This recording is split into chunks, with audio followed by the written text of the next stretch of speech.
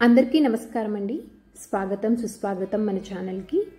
ఈరోజు వీడియోలో వినాయక చవితి వ్రతాన్ని ఆచరించినటువంటి తర్వాత ఆ గణనాథునికి ఉద్వాసన అనేది ఎలా చెప్పాలి, అసలు పీఠంని ఎలా కదిలించాలి, ఎప్పుడు కదపాలి, ఇంట్లో నిమజ్జనం చేస్తే ఎటువంటి నియమాలు పాటిస్తూ నిమజ్జనంని చేయాలి, వినాయక నిమజ్జనం అనేది ఈ సంవత్సరము ఎప్పుడు ఏ రోజున చేయాలి, ఏ రోజున చేయకూడదు, పాటించాల్సినటువంటి నియమాలు ఏమిటి, ఉద్వాసన చెప్పేటప్పుడు పఠించాల్సినటువంటి శ్లోకం ఏమిటి, ఇలాంటి మరెన్నో ఆసక్తికరమైన విషయాలు అన్నింటి గురించి క్షుణ్ణంగా ఇప్పుడు ఈ వీడియోలో తెలియజేస్తానండి. వీడియోని స్కిప్ చేయకుండా చూడడానికి ప్రయత్నించండి. పిల్లల దగ్గర నుంచి పెద్దవాళ్ళ వరకు సంతోషంగా కలిసిమెలిసి ఆటపాటలతోటి వినోదభరితంగా ప్రతి ఏటా వినాయక చవితి పండుగని జరుపుకుంటాం కదండి మనం అందరము.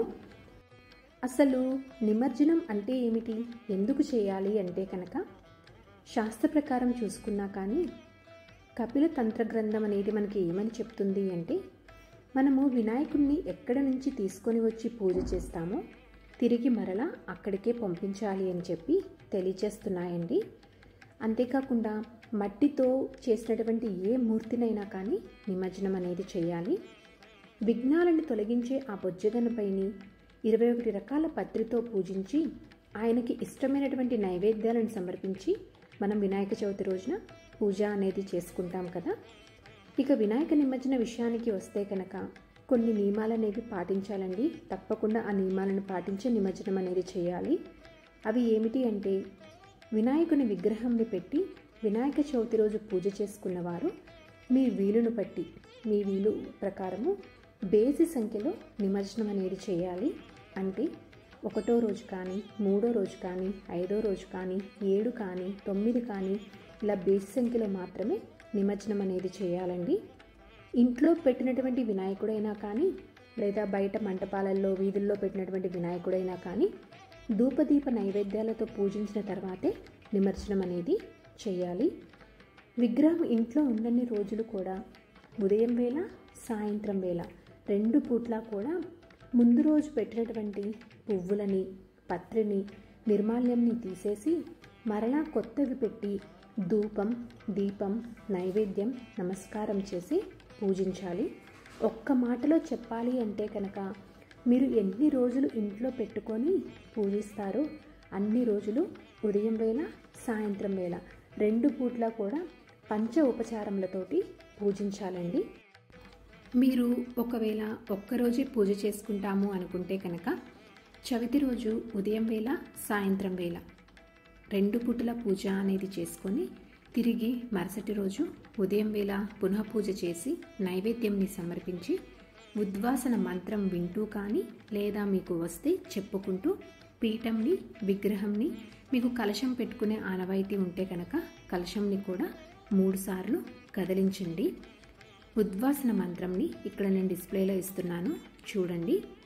మంత్రంని చెప్పి 3 సార్లు కదిలించి శ్రీ వరసిద్ధి వినాయక నమః యథాస్థానం ఉద్వాసయామి పునరాగమనాయ చ పునరాగమనాయ చ పునరాగమనాయ చ అని చెప్తూ పీఠం, విగ్రహం, కలశంని కదిలించండి. ఇక్కడ డిస్ప్లేలో ఇచ్చినటువంటి శ్లోకంని ఒకవేళ మీకు చదవడం రాకపోయినా, చెప్పడం రాకపోయినా ఇలా చెప్పుకోండి.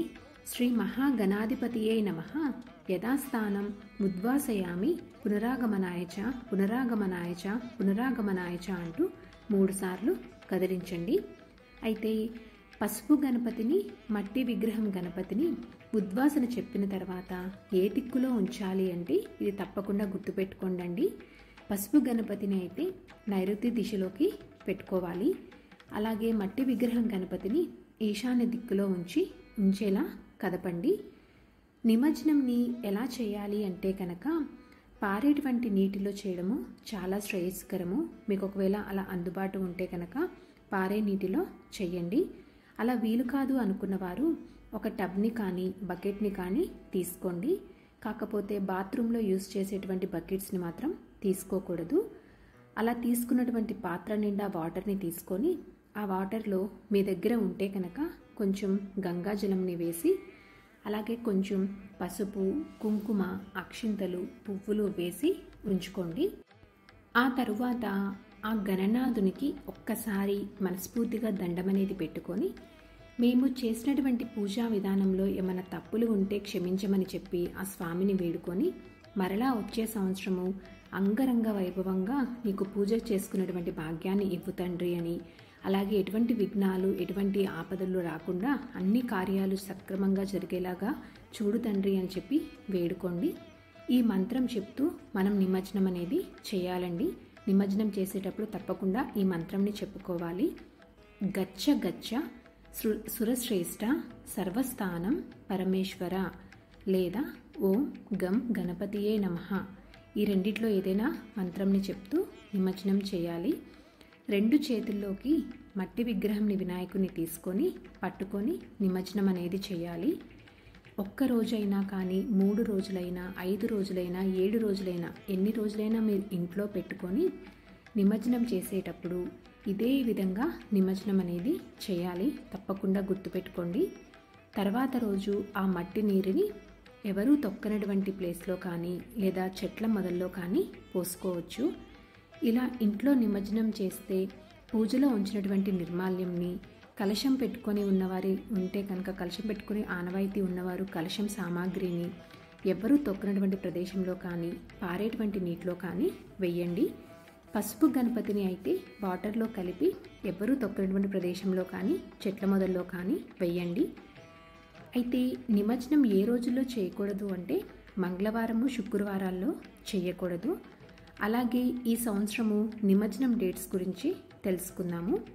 ఒక్కరోజు పూజ చేసుకునే వాళ్ళైతే కనుక సెప్టెంబర్ 7 శనివారం రోజున ఉదయము సాయంత్రము 2 పూటల పూజ అనేది చేసుకొని సెప్టెంబర్ 8 ఆదివారం రోజున కూడా ఉదయం పూట పునః పూజ అనేది చేసి ఉద్వాసన చెప్పి నిమజ్జనం అనేది చేయాలి. 3 రోజులు చేసేవారైతే సెప్టెంబర్ 9 సోమవారం రోజున చేసుకోవచ్చు. 5 రోజులు చేసేవారైతే సెప్టెంబర్ 11 బుధవారం రోజున చేసుకోవచ్చండి. 7 రోజులు చేసేవారైతే సెప్టెంబర్ 13 రోజు చేసుకోవాలి. కాకపోతే ఆ రోజున శుక్రవారం వచ్చింది కనుక ఆ రోజున చేయకూడదు. కాబట్టి 9 రోజులు చేసి సెప్టెంబర్ 15 ఆదివారం రోజు నాడు నిమజ్జనం అనేది చేయాలి. సో ఇదండి ఈరోజు వీడియో. మీకు తప్పకుండా ఈ వీడియో నచ్చిందని అనుకుంటున్నాను. అలాగే మీకు ఉపయోగపడిద్దని అనుకుంటున్నానండి. ఇంకొక మంచి కంటెంట్ తోటి ఇంకొక యూస్ఫుల్ వీడియోతోటి మిమ్మల్ని మళ్ళీ కలుస్తాను. అంతవరకు సెలవు. మరి సర్వే జనా సుఖినో భవంతు.